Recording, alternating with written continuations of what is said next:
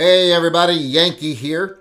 I don't know how many of you have heard, but it seems like Discover Card is about to be the first major credit card, and I use the word major in quotation marks here, to start tracking gun purchases. Well, not actually tracking gun purchases, but we'll go more into that in a second. And I think a lot of you will join me in saying I was very surprised by this because I didn't know Discover was still a thing. And then someone told me, oh yeah, they merged with Diners Club. And I'm like, well, Diners Club is still a thing? I didn't know either of those things still existed. But apparently they do. And what they're doing now is very anti-gun, but it's not what a lot of people are thinking. A lot of people are thinking, well, they're going to be able to trace what guns you bought.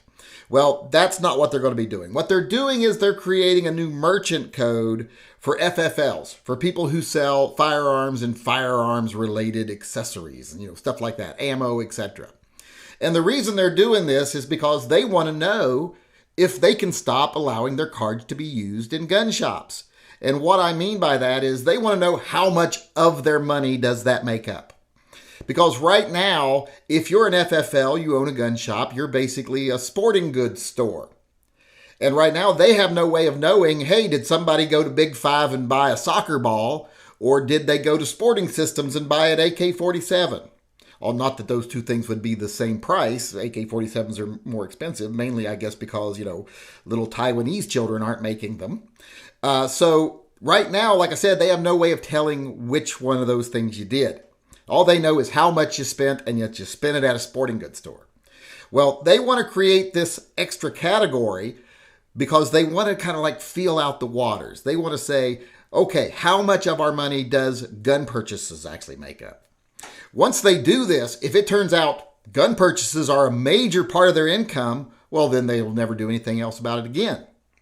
But if it turns out, it's like less than 1% of our overall income, we could probably make more money by saying no more using Discover cards at gun shops, and then we'll become the official credit card of the woke left. So that's what they're doing right now.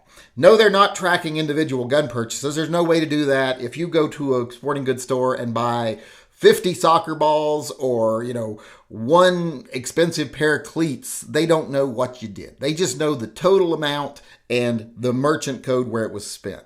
So they aren't going to have information like, Billy Bob bought a Mossberg shotgun, serial number, blah, blah, blah. They won't have any of that. This is not about creating a registry or anything, which some people have been outraged by this because they think it's a registry when they should be outraged because it's something totally different. It's like I said, it's Discover Card thinking, hey, is it worth losing the gun sales and gun people? Is it worth losing their business to appeal to the far left? And that's why they're separating out the categories, because they don't want to get rid of just all sporting goods stores. That would be too big a piece of their pie. So first thing they have to do is separate off guns and gun-related stuff, and then see how big of a pie is it actually. And then they'll make their decision based on whether they think they can make more money by going to, the left and saying, hey, we're not going to allow gun purchases anymore. You should trade your Visa in for a Discovery card. That's their whole goal. That's the goal of any credit card does this. They want to see how much of their bottom line is the actual gun community and can they afford to lose us, so that they can appeal to all the anti-gunners, the leftists. So that's the end goal of this. It's just to find out what part of their market share is gun sales. Like I said, they won't be able to know what you bought. If I went to Sporting Systems right now and used a Discover card, which I don't know how the hell I would do that since I didn't even know they were still a thing. But if I went there and I used my Discover card and I bought a gun safe that was $1,200, let's say. Well, they wouldn't know if I bought a gun safe or if I bought a Smith & Wesson revolver, which I wouldn't do right now. But they wouldn't know. That's not their goal. Their goal is not to know who buys what. It's to know, is the gun community a big enough part of our market that we have to keep them, or are they small enough that we can just get rid of them? And another thing they'll see is also, like, say you're a person who uses Discover regularly for business. Well, do gun purchases ever show up on there? Because they'll have to think, well, this guy's a mass user of our card, but he occasionally buys a gun. And if we cancel gun shops, we'll probably lose all the rest of his business too. It's going to be a dollar and cents decision as to whether they can afford to appear woke or not. And I, for one, am not even going to give them the opportunity to figure that out. As soon as they start doing it, if I had a Discover card, I would drop it. In fact, I might sign up for one and get it just so that I can cancel it and call them and bitch when I do. I am that petty, just in case you were wondering. So for those of you that are worried about it being a registry, it's not a registry. What it is, it's them, like I said, figuring out if they can just cut us out of the business. If they can afford to say, we don't need people who sell guns, people who buy guns or whatever, it won't affect our business, and we'll probably make more money by appealing to people by, virtue signaling that we don't allow gun purchases. And if any of the other credit cards do it, I'll drop any credit card I have of them. I don't have to have a credit card. I'll just have a non-Visa backed debit card to my a bank or something, or an ATM card, and I'll pay cash for everything. Because I will not support this kind of bullshit. This is trying to marginalize a portion of the population because they believe in their constitutional rights and that they don't surrender control of their lives to the government and the big businesses like credit card companies.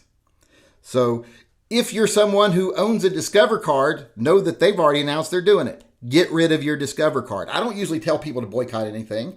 And I shouldn't now. I'm not going to tell you, I guess. I'm not going to say, if you have a Discover card, you're anti-American or anything like that. But if I was a gun owner and I valued the Second Amendment, there's no way I would keep a Discover card, and I would make sure to call them and let them know why I wasn't keeping it. But as of right now, Discover is the first card to be doing this, but I have a feeling that there's going to be more cards doing this in the future.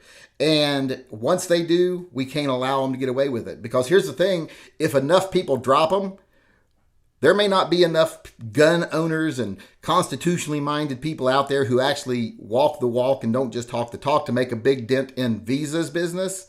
But there will be enough of us that we can hope that someone else will come in and fill the market. I'm sure someone would.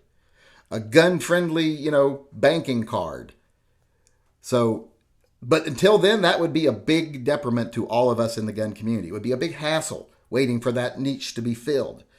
So like I said, I'm going to get on early here and say we need to send these credit card companies a message saying that we're not going to give them a chance to figure out how much of of their market we are. As soon as they announce something like this, they are dead to us. We will not use their cards. We will wait and find an alternative.